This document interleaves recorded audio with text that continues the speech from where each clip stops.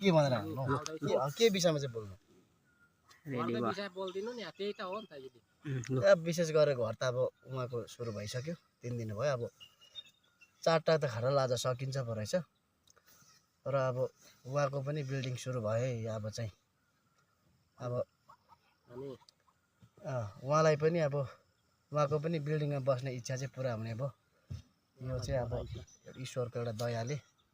building सुरु भयो अनि हामी 4-5 जना छौँ गर्दैछौँ काम बालुवा गिटीहरू टन्नै आएर स्टक भइरहेछ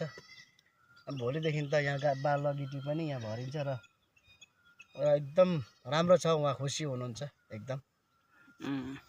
त्यसो त भन्नु अनि के चाहिँ भन्नुपर्ने हो